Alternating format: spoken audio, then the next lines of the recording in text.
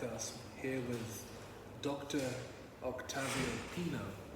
Really looking forward to this. We're currently sat in Park U space, Bali, Indonesia. And I'd love for you to introduce yourself. I'll just first briefly introduce myself. Many people that are on my podcast will know it by now. But Hassani here, executive coach.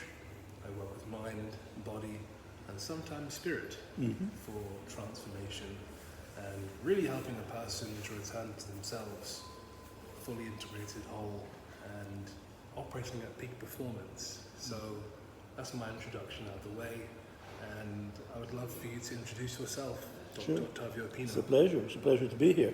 My name is Dr. Octavio Pino, and I'm the creator of Psychoneuroenergetics. And as the word says, psycho means the mind, neuro the brain, and the neurological system, and energy. Basically, what we do in psychoneuroenergetics is to integrate principles of quantum physics, neuroscience, and spirituality. Because everything in the universe is energy. And of course, in psychoneuroenergetics, not only are we concerned with electromagnetic or magnetoelectric energy, but also with subtle energy. And the subtle energy of light already deals with spirituality, what most people call spirituality. I don't like sometimes to use the word spirituality because I'm a mystic, I'm both a mystic and a scientist. So I integrate science according to the quantum physics model with mysticism. Mysticism not only from the East, but also from the West as well. Dr. Pino, you're a very interesting guy. I think we met because you came to my event where I was talking about communication and leadership, and you just rock up and you kind of look at the crowd, and I could tell that there was something interesting about you that was probably going to be worth exploring. And it was funny because you came to the dinner after the event. That's right. There wasn't really time to connect properly at the event itself. And we had that first conversation. You jumped into what you do, psychoneuroenergetics, the mind, the body, and consciousness, the left hemisphere, the right hemisphere, the brain. And that was just an instant, we should connect. And a lot of the stuff that you were sharing for me was like honey dripping into my ears, because it's been a lot of what I've been studying in my own personal development and transformational journey my whole life effectively. So this podcast really is just an opportunity for us to capture this moment in time, to deepen our connection as friends, and also for you to share with some of my community and also your community of friends as well, and anyone that discovers this podcast on Spotify, more about what it is that you do with psychoneuroenergetics, what it is, and how we can use it. And well, we can actually use it for our life. I mean, it's to a certain extent, if we understand energy, if we understand that we are energy, light, and information, especially light, as givers and receivers of biophotons, because we're actually light that is capable of transmitting through the field the energy that's necessary for everything, really. I mean, if we know how to master energy, we will be able to be walking gods on earth. You just kind of jumped into biophotons, so Yes, the reason why I did jump into biophotons is because I was instrumental in helping Dr. Kuratkov in Russia to develop the GDV camera, the gas vector discharge camera. This is a camera that literally is able to photograph all the energy that's given out by plants, animals, humans, and everything that is alive. Because since we are energy and live in a field of energy, like the fish live in water, we're able to capture those fields of energy with the use of quantum technology. And the quantum technology that Dr. Kuratkov and with my assistants developed in Russia is the technology that is capable of measuring the field that surrounds us, because we have a body, but we're not the body. We have a mind, but we're not the mind. We have emotions, but we're not the emotions. We have desires, but we're not the desires. We have a will, but we're not the will. We have an intellect, but we're not the intellect. So what are we? We're really a center of conscious energy that in some people is aware of ourselves. And that center is a field, a quantum field of energy. Like everything in the universe are fields of energy. And these fields of energy can be measured and can be captured with the technology that we have today, with the quantum technology. And that camera, the GTV camera, was instrumental in developing the thermometer that is able to read your photons at a distance and tell your temperature, because since you're giving out photons, and the plants are giving out photons, and the animals are giving out photons, we have now quantum technology that can tell the temperature of your body, because the photons, the subatomic particles of light that we all give out, in addition to your light, they give heat. So they give the heat of your body, you see. So as we develop our quantum technology, and as we develop the concept of psychoneuroenergetics, we will be able to gather certain photonic area and create certain photonic fields that are more conducive for certain purposes. In other words, we'll become masters of energy, you know. We know that the energy is around us. You know that G5 is around. You know that this telephone works with energy, that it gets the energy from the field. Obviously, in the case of the telephone, in the case of the telephone, it is transmitted through an antenna. But we are both transmitters and receivers of energy. This is what we need to understand. We're that quantum field that transmits and receives energy, and that lives in a macro field that we can impact on. So that's what psychoneuroenergetics is all about. It's an understanding of psycho, the mind, neuro, the brain and the neurological system, and energy. Because our brain connects the neurons electromagnetically. There is a synapse between neuron A and neuron B and neuron C and neuron D. It's not that they're connected like the chips in a computer with wires or whatever they use in computers these days, because I'm not a computer expert, you know. But in the process, the brain transmits waves of different frequencies that range from 0.1 hertz to 40 hertz and beyond.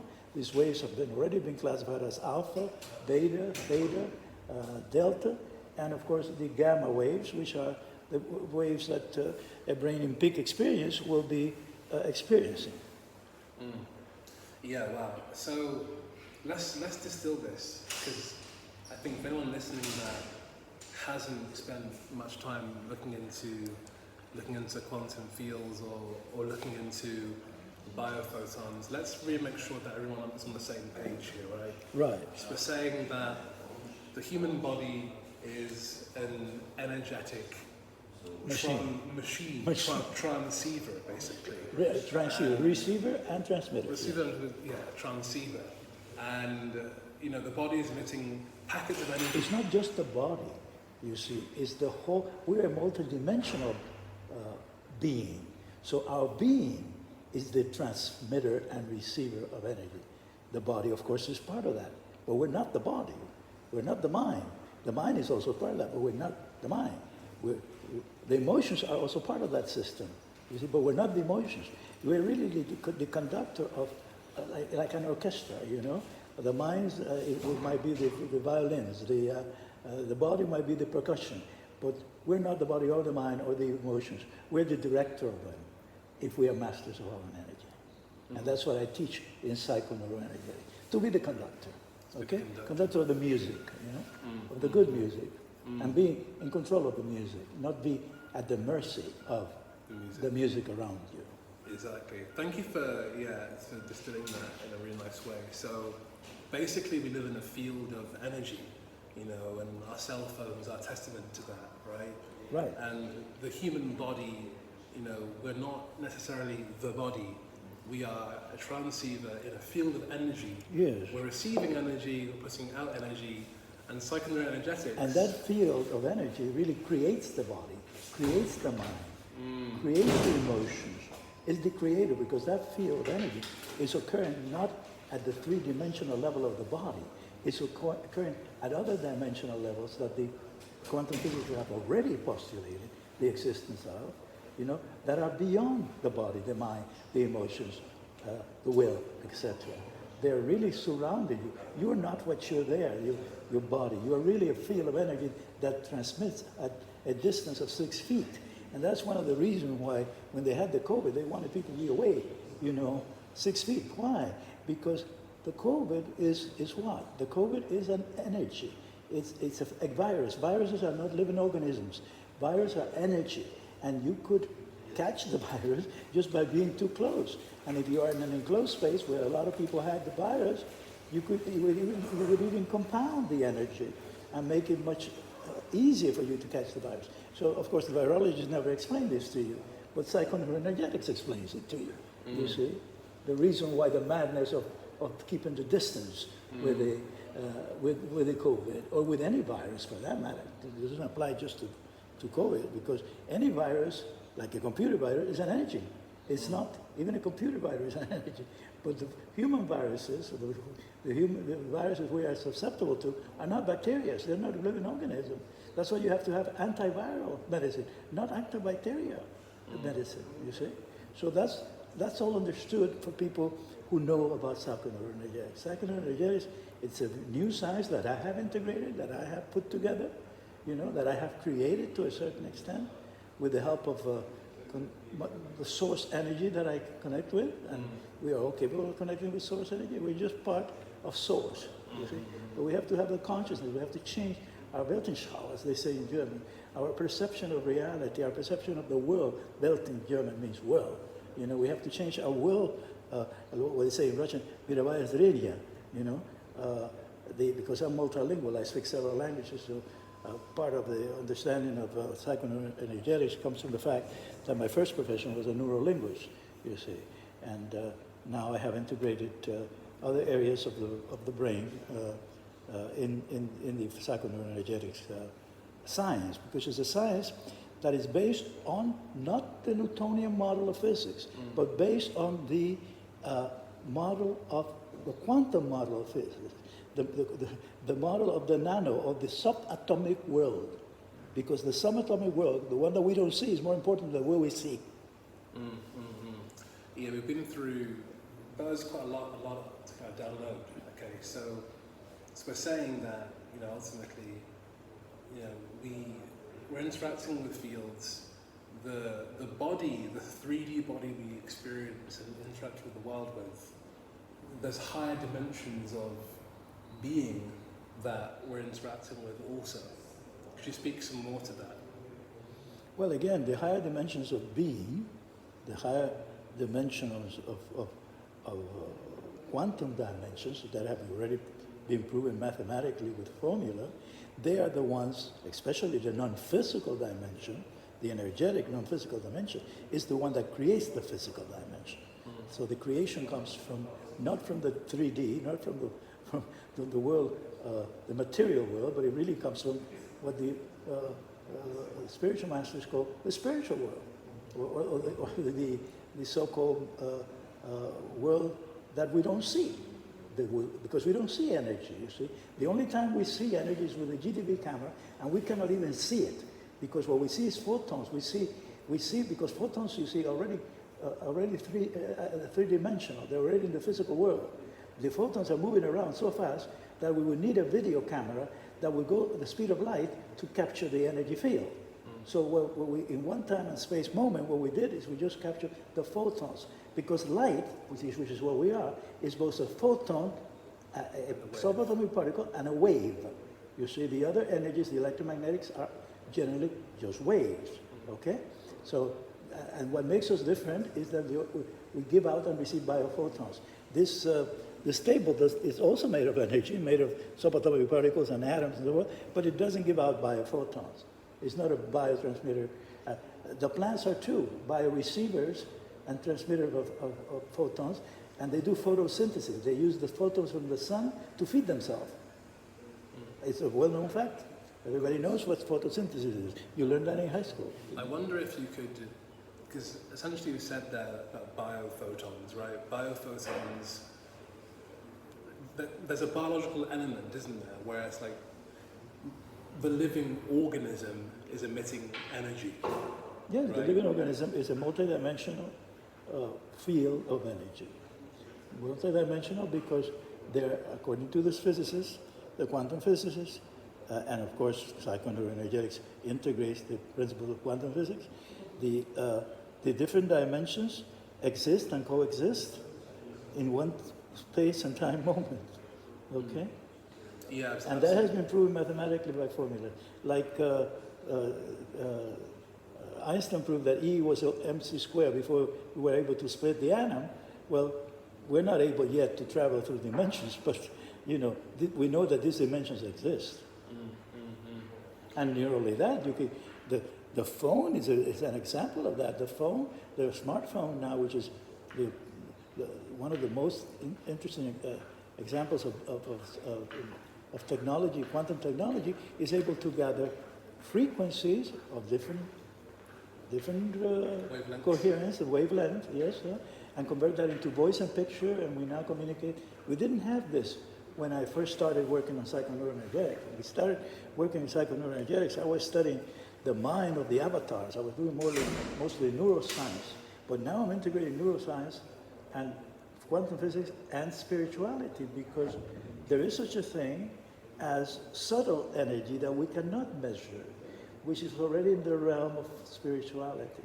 Because since we are light, when you refract the light, you get all the colors of the rainbow, but you also get the infrared, and you also get the ultraviolet, and you also get the X-rays. But there's an area we don't see that we cannot get with our equipment today, because it's not sophisticated enough, which is the subtle energy of light, which is the one that you feel when you're in a place and you know that you belong there, or you know that the energy you feel is very coherent for you, to you, you know, and then you feel good. Or when you meet a person, you feel good when you meet that person. Or you meet another person, you don't feel so good about it, you know? So it's the vibes. It's the vibes, yeah, absolutely. Which the young people say, to put it in a very common term. Yeah, I think what interested me about your work is how you're bringing together neuroscience, psychology, the body, and spirituality. Right. So I'd like to zoom in on the spiritual aspects. Sure. You see, I'm both a mystic and an energy master and a scientist. I don't even know what I'm better at, if being a mystic or being a scientist. You know, or maybe I'm not good at any of them. You know, but it's important to understand that energy is not just of the electromagnetic nature or the magnetoelectric nature, which can be measured, you know. The magnetoelectric spectrum, which is the opposite of the electromagnetic, 70 to 30%, is the one that keeps the planets in its place, you know. The law of gravity is part of that magnetoelectric, and there we're dealing with physics of the Newtonian type. But the magnetoelectrics, the spectrum that we don't see, that the spectrum of the energy, is spiritual and is subtle. It's so subtle that we don't have equipment yet to measure, although we are developing it. We are developing, for example, where there has been a room with meditators, and they have been going through these meditative experiences, like the hyperventilation meditation that I teach sometimes in my seminar. We have exhibited a change in the temperature of the room, because the people have gotten it, have been a change in the temperature of their body, and they have radiated to the closed room so that we can measure a change in the room temperature. Wow. You see, this is psychoneuroenergetics. It's very heavy research, you know, that involves not just meditation, but it involves field science, quantum physics. We study fields, and these are subtle fields, you know, that we cannot really measure right now. So this is really interesting because, you know, we're talking about subtle fields, we're talking about electromagnetic fields too, because the body is an electromagnetic field. You know, the body, the neurons of the brain, they communicate electromagnetically. There is a synapse between them, and the frequency of the different waves are generated.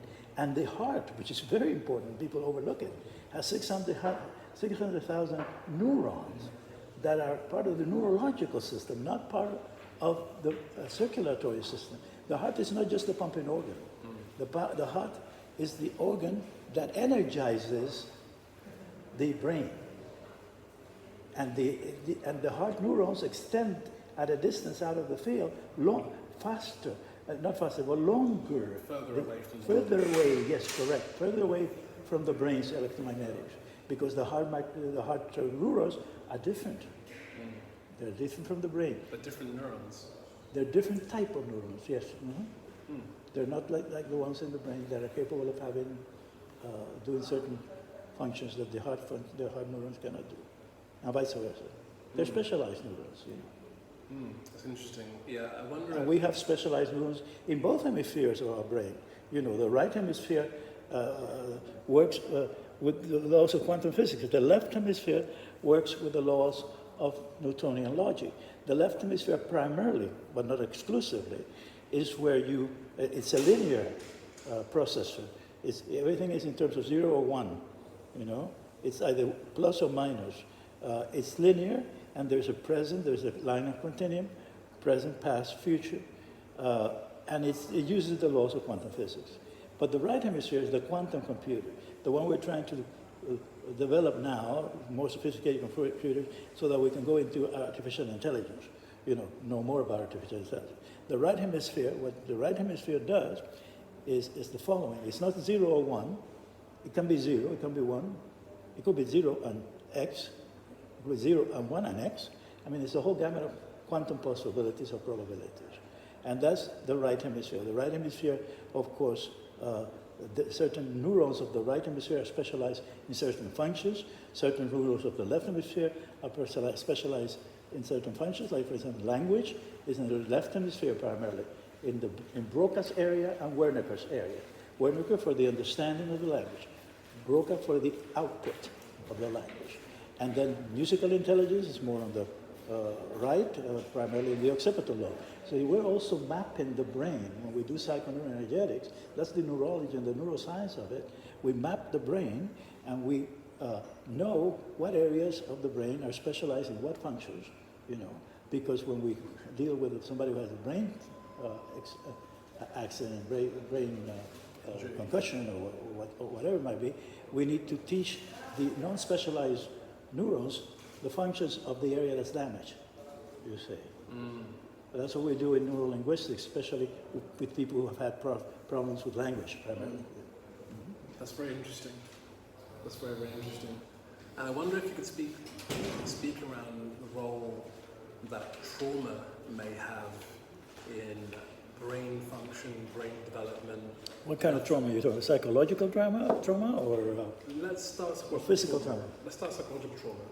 So, for example, the left, right hemispheres, brain specialization regions.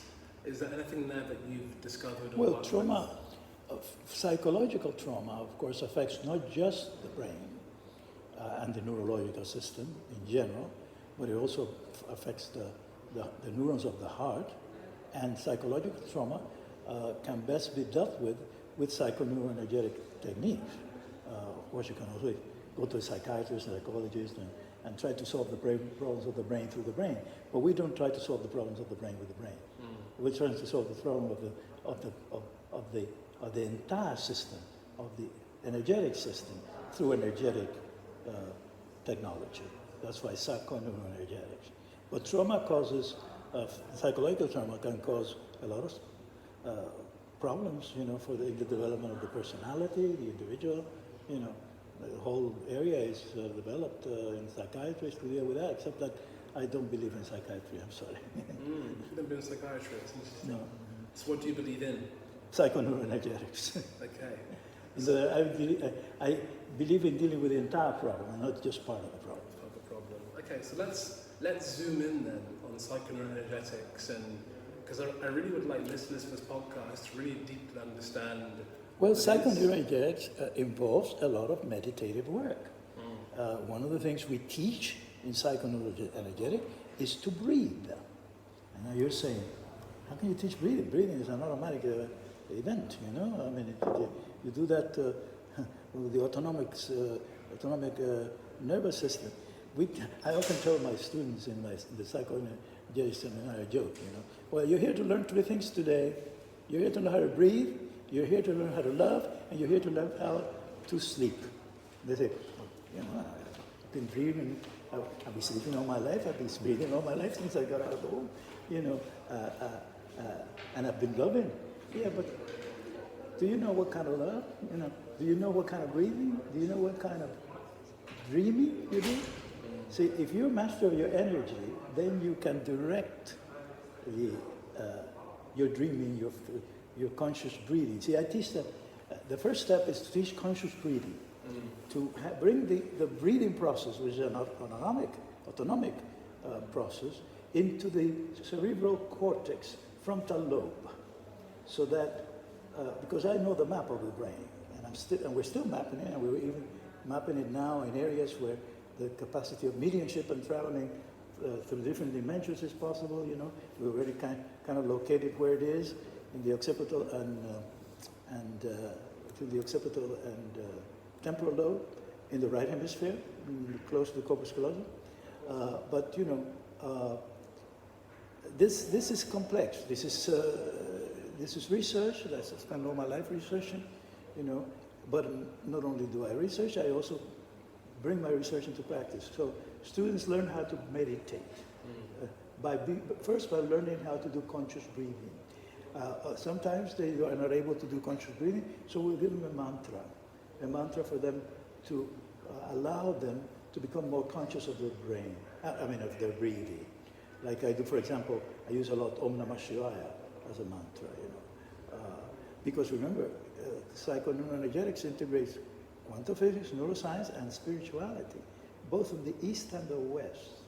And the East, particularly India, did develop techniques of bringing in autonomic processes to the cerebral cortex that no other civilization has really done very well with that.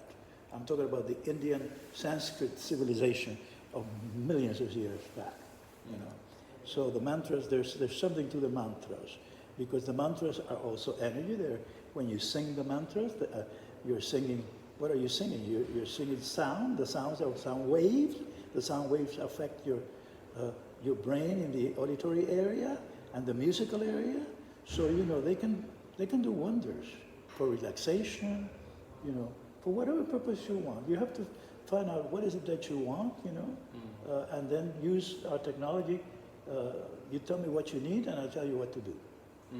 To use this is not only psychoneurological technology of the left hemisphere that uses quantum physical equipment, but also human technology from the right and integration of both hemispheres.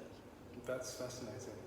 So you mentioned how meditation is one of the key pillars of the work that you do. What are the other key pillars of psychoneuroenergetics? Well, the other pillar is, of course, the study of the brain waves through the electroencephalogram. And the other pillar is the study of the mapping of the brain through the MRI equipment that we use to validate some of our studies. So that's the neurological part, yes. The energy part, we take care with the techniques the psychoenergetic techniques that are based on the ancient Sanskrit civilization, but are not exclusively based on them, because we do have other inputs that come in from other cultures that have been very wise, not only in the West, but also in the East. Which cultures, for example, are those? Oh, for example, the Mayan culture, the Yoruba culture of Africa, and the Ifa. Ifa. Yeah, Ifa of West Africa, and others, and the Mayans and even the Greeks and the Egyptians, and it's the science of psychoneuroenergetics is a sign of integration. It integrates every aspect of neurology, psychology, and quantum physics. It's possible now because of the knowledge that we have of quantum physics, and it's possible now because of the equipment, the quantum physics technology that we are introducing in the world. You know, the world has changed since the appearance of the smartphone. You know? That's fascinating. So, for example, say, you know, you mentioned how tell us what you need and you have a solution. So, say, for example, a listener to the show wants to relax more. Well, to relax, that's simple. Relax, that's simple. Concentrate on the breathing. Start with a mantra, then try to follow the breathing process.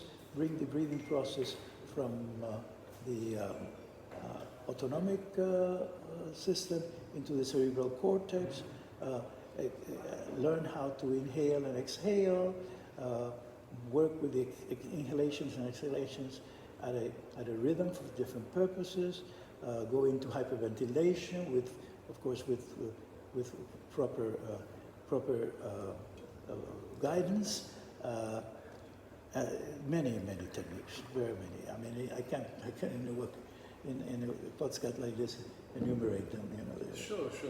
I'm just thinking about, is there anything that listeners could use, you know, as an entry level? Well, okay. At entry level, I'll do a mantra for you now. Okay? Sure. Just do mantra. Just be careful of the audio levels. Huh? Just be careful of the audio levels. Oh, well, it has to be high. It has to be high. All right. Maybe I can turn down. No, but that's okay. Just leave it like that. Om Namah Shivaya. Om Namah Shivaya.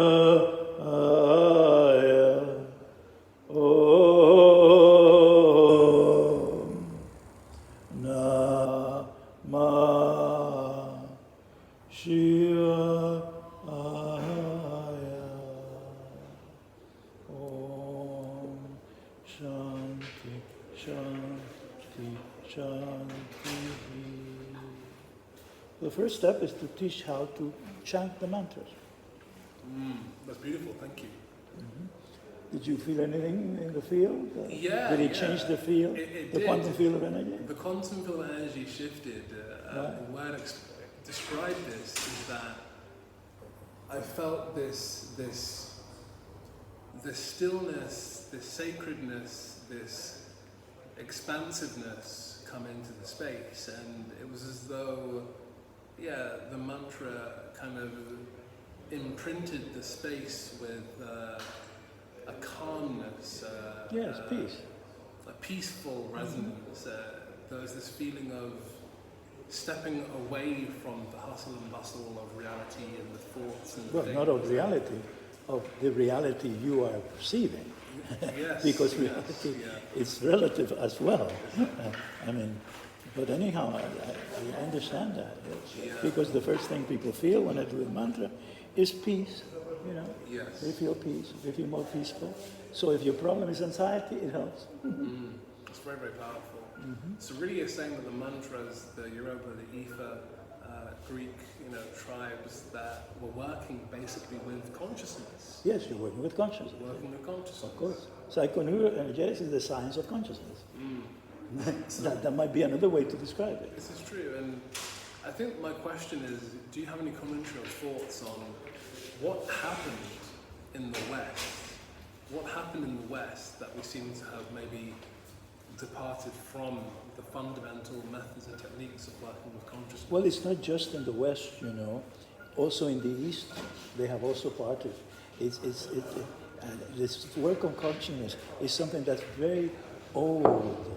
It goes back to the ancient civilizations, not only of the East, but also of the West, because in Africa, Ifa is a very ancient civilization, and and the West, the Mayans and the Incas,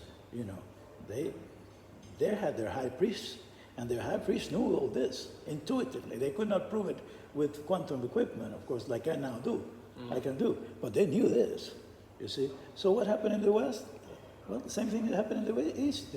Even in India today. India today is more a part of the West than it is of the ancient India that this is coming from, or the ancient religion of Ifa from Western Africa, or even the Jewish Kabbalah, you know, they all got the wrong way. We just went the other way. We went too much into our left brain, and we didn't balance the two hemispheres. But God, or source energy, or whatever you want to call that being, or if it's not even a being, but you know, whatever you want to call it him, call her, I don't know. The source energy, when it created the species of the Homo sapien, gave him a little tissue called the corpus callosum to connect the two hemispheres. And we're not connecting them. You see? We connect them to the psychoneuroenergetics. But the West went too much into one side, into the Newtonian physics and left hemisphere processing primarily, and the East, some of them kept the right hemisphere, some of them didn't either. You know, the whole thing of religion appeared, and religion became a controlling means of society. So, you know, the whole planet has not followed what the source put us here to deal with. It's deep, you know, but it's spirituality too, you know. Psychoneuroenergetics integrates for the first time spirituality with science. In the old days, religion and science were fighting at each other. We're still fighting at each other. Whether you know, there's no integration. There's just the reactive dynamics. It's very interesting. Very interesting what we shared there about how, you know, what source consciousness wants, what source consciousness prepared us to deal with by having both the left and right hemispheres. And well, the two computers, I would say, because, you know, research has come up with the fact that not all the left hemisphere neurons are working under the laws of Newtonian physics, and vice versa, okay? It's not a cut and dry kind of situation, you see. At the beginning we thought it was cut and dry, but mostly speaking, you know, the left is the analog computer and the right is the quantum computer. And when we develop artificial intelligence, we will have to be able to master both, to develop artificial intelligence that is as capable and as efficient as the human brain and the connections of the brain with the electromagnetics of the heart. Then what we do in robotics, you know, we're already doing robotics, you know. This is interesting. Yeah, this phone that you have here is an extension of your brain right now. Basically, yeah. Basically. I wonder if you could speak some more about the heart and the body now. The heart. Well, what can we say about the heart? Well, the heart is the first organ that develops in the fetus for some reason, right? And it's the first organ that when it stops, you die. You go into the non-physical. So it's a very important organ. So is the brain too. But, you know, other than that, you know, if you have a specific question, I can deal with it. Yeah, because I think it's also interesting about the field. I mean, we know that the heart puts out an EMF field, right? And we know that the body has a toroidal, a measurable toroidal field that comes a measurable toroidal field of energy that surrounds us. Yes, no doubt. That's what that's what we are. We have that measurable toroidal field, and of course we have the chakras. Each of them are different refractions of light in different colors, like the light refracts in different colors. But we also have the chakras beyond the seventh chakra, beyond the crown chakra, the two more that are part of the field that we don't see. And they generate the toroid, the electromagnetic toroid. The Earth also has an electromagnetic toroid around it. And the sun just, and we sometimes feel the effects over here too, in the planet, and in the other planets. It's very interesting. Yeah, it's very interesting as well. Have you been able to measure, or have you been able to see or to measure the chakras in the body? Well, the GDV cameras work on those things, on the measurement of the electromagnetics of the heart. But we already use electromagnetic technology to do an electrocardiogram. You know, when they do your study of your heart in conventional medicine, you know, allopathic medicine, or when they do an EEG, an electroencephalogram, to see the condition of your brain, they're using the frequencies that are generated by the brain and by the heart, in the heart, and an electrocardiogram. That electrocardiogram tells you the condition of the heart. It tells you, you know, what treatment should be. But they're used only as diagnostic instruments. Okay, so the Western medicine knows about the electromagnetic. They might not know about the field, but they use MRIs, magnetic resonance imagery, to diagnose. You know. Yeah, to diagnose. So we know a lot about it. It's just that we don't know how to. We use it only for purposes of diagnostics. We're in the process of developing technology that not only diagnoses, but it also heals. But it's for another interview. I mean, I'd love to go into a bit of that now, if possible, about how you're doing healing with this. That's really interesting. Because well, you see, everything is in the development stage. We have using electromagnetics, using magnets.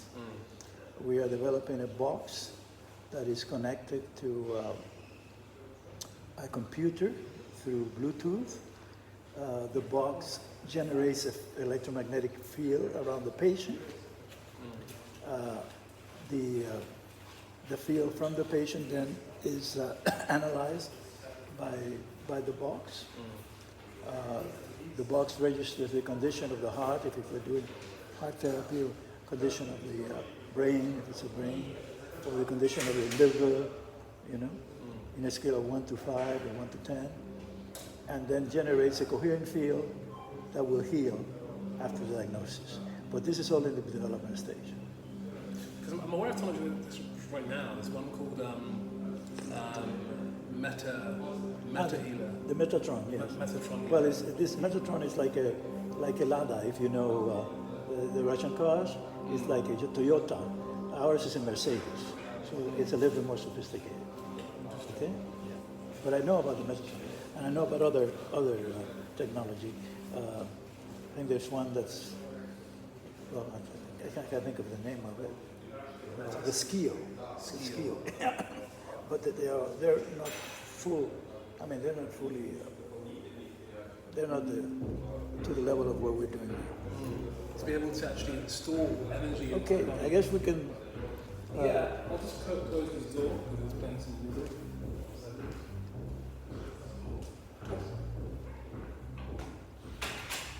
Yeah, so something that for me is really interesting as well is, you know, practical applications, and obviously. Well, practical applications. You can take some of my workshops and do some practice work, you know, in groups.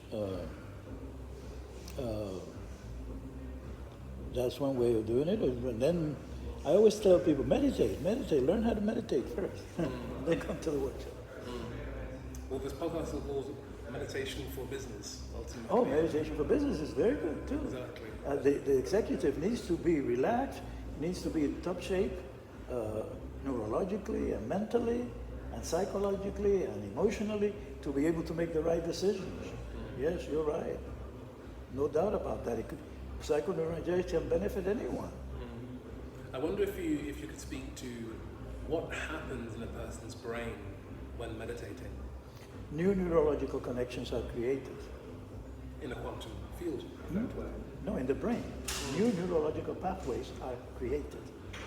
Remember that the brain has 1 trillion neurons, almost like a billion something, reaching a trillion almost, an outrageous amount of neurons. But each neuron is capable of doing 100,000 connections.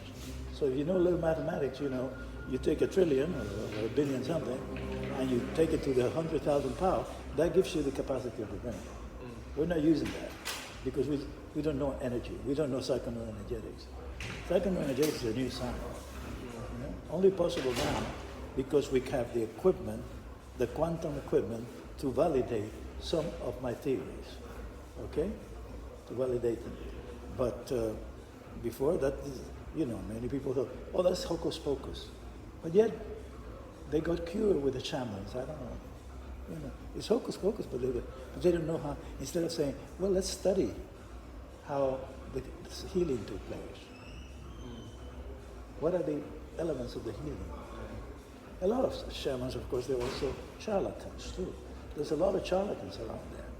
See, they're not based in science, they're based on dogma, you know? See, my psychoneuroenergetics is spirituality based on science, not based on dogma, okay? I look very, I don't look at dogma at all. If you want dogma, go to religion. Become a religious person. Not bad at all. It changes some people's lives. It's good. So, in a nutshell then, what are some recommendations you give to anyone listening to this podcast? Take my seminar. I don't give them any more ideas. You know. I am retired now, so I'm going to have one here in Bali, but when I get back from South Asia. But the recommendations is be master of your own energy. Be aware that everything is energy. Be aware that what you see is not what's there. It's what you don't see that matters. Be a little bit more spiritual. Breathe. Learn how to breathe. Right. Learn how to breathe. Conscious breathing. Consciously, yes. The key is consciously. The key is bringing the breathing, which is an autonomic system, process, to the cerebral cortex, to the frontal lobe, both the right and left frontal lobes of the brain. Become more conscious, you know? Become more conscious. Study consciousness. Learn psychoneuroenergetics. We learn that through your seminars, or do you? Yeah, through my seminars, because I'm in the process of writing a book, but that book might not be out until who knows when. I wonder if you could share some resources or a meditation. Not now, but I can put it in the description. Some kind of links or... Some kind of links, yes, of course. There are a lot of... recordings that you can share, maybe? Yeah, sure. You want to share them now? Or? Not now. Give me the link later. I'll put it into the audio. Yeah, sure. I'll recommend you some authors that are doing good stuff. Okay, good. Yeah. For example, who are the authors, actually? Who are the authors you could recommend? Well, I can recommend... It depends on what you're looking for, you know? Working with consciousness, developing consciousness. Well, you see, Dr. Joe Dispenza is doing good work, but he charges a lot of money. I shouldn't say this, but his books are good. They're interesting. Dr. Bruce Lipton also is doing good work. Yeah, he's very, very good. Yeah. I mean, there are quite a few researchers who know, you know, what psychoneuroenergetics is, but they don't know. I mean, they know one aspect of it. They don't have the entire picture.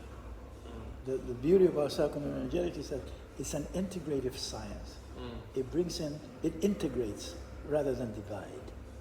You see, it brings in from many sources, and then it tests the validity through even quantum technology. But I guess we'll leave it at that. Okay? We'll leave it at that. Dr. Octavio Pino, thank you so much for this insightful 49 minutes, let's just call it. And I will be following up with you to get some of those links and some kind of resource of meditation, for example. This is can use, but I think in summary, breathe better, meditate, love, sleep, and begin activating the right hemispheres and seeing the subtle nature, the more divine aspects of the human experience, and not to get too polarized in the left hemisphere of linear logic and reasoning. So, yeah. Thank you very much for the interview. Looking forward to helping you in anything you need.